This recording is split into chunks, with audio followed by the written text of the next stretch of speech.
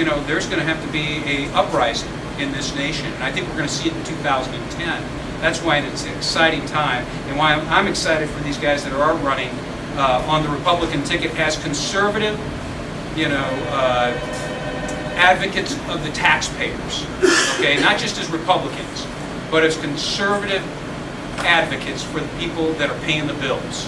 And Ed Martin is one of those. This pledge, which I'll talk about in a second, is not a pledge to Washington, D.C., or to Grover Norquist, or to Americans for Tax Reform, or even to the legacy of and the memory of Ronald Reagan.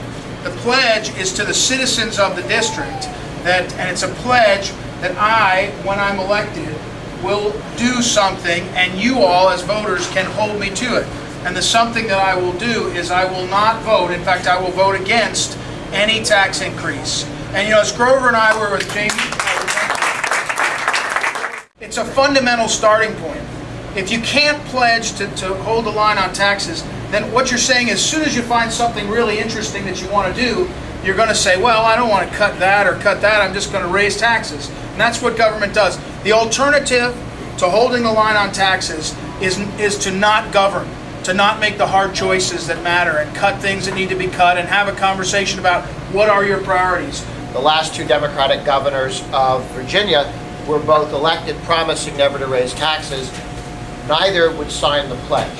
So it's actually very interesting. The people who sign the pledge, who put it in writing to their constituents, they keep it. I mean, there's a famous guy who didn't, George Bush I, and he threw away a perfectly good presidency for having broken the pledge. And that kind of taught everybody else, take the pledge, win an election, break the pledge, lose the next election. Candidates like Ed Martin, who says, you know, when the government's books aren't working, step one is we're not going to take more money from people. We're going to work on getting spending in line. I'm going to sign it, and Brian's going to put his name under mine and keep me in line. So I'll need a copy of this, Ed. yeah, I know you will. You can.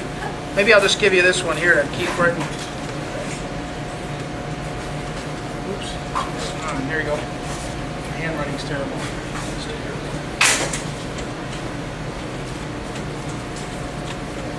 All right. Thank you very much. Thanks, Brian. I am a small business owner, and we own a garden center just about a half a mile down the street here. And if cap and trade does go into effect, as I understand it, we will lose our business. We use a lot of fuel to heat our crops, and probably most greenhouses, if not all, in the Midwest will no longer exist. Marsha's running for in the 100th Missouri House District, which is where we are right now. Yep. So this is my district, and the it's all incumbent, small business. the incumbent is being termed out, so it's a wide open race, and Marsha's already the favorite. Well, it's been a Democratic seat for the last 16 years, so we have a race ahead of us, but I'm in it, and I'm in it to win. Thank you. I'm also in this because I'm a little concerned about the way government has grown and where the amount of our debt has occurred. I really decided how impactful this is on not only small businesses but families. 2 months ago I was at my youngest granddaughter's first birthday, and I'm holding her, and that morning I just read the paper where every man, woman, and child in this country, including this little 1-year-old, has a $155,000 debt. Well, last night I heard that debt's now up to $343,000 per person. So here's this poor little baby. She's as innocent as she can be. She doesn't deserve a debt. She's never done anything for it. She doesn't want it. And already, my generation has sailed with her with that debt.